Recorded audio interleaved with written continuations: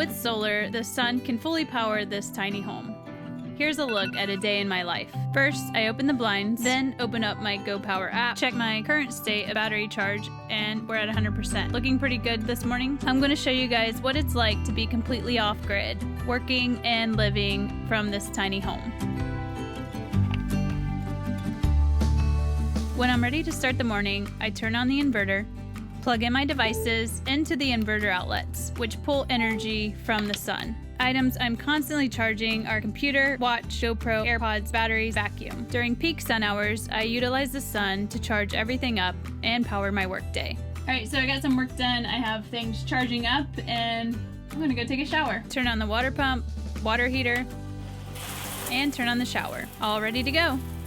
Alright, so I got all showered and clean, and now I'm going to check my tanks because unlike the sun providing energy for my power, I don't have an unlimited source of water, and my tanks aren't unlimited. So I'm going to check and see kind of where I'm at with my freshwater tank and also my gray, which is where the water goes. And then just switch off the pump so that I'm not running it for no reason. But basically, the nice thing about solar is that if the sun's out, you're constantly getting power and being able to charge stuff. Unfortunately, with water, it's not unlimited, and I have to kind of monitor my tanks in that regard. So, and then I'll also just take a peek back on the app and see where my solar's at right now. So I'm currently getting 13 amps, and it is showing a 100% state of charge. And as you can see on the inverter here, I'm pulling about 0.1 amp. So right now the only thing I have charging, I think, is my computer still. That's it for now. I'm gonna make up a smoothie for lunch, which requires me to use my NutriBullet, so that'll also be pulling from the inverter power.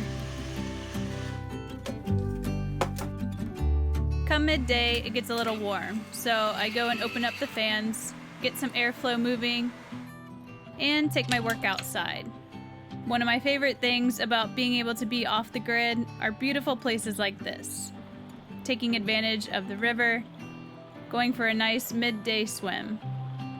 And before you know it, it's dinner time. Usually when it's dinner time, I try to utilize my grill or just cook on the propane-powered stove just to save the batteries as the sun's going down. It's now time to enjoy a riverfront dinner. Cheers!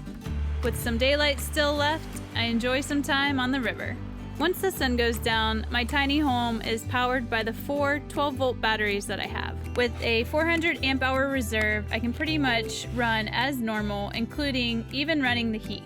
And then the cycle continues, and the sun comes up, it begins charging those batteries and powering my tiny home all over again.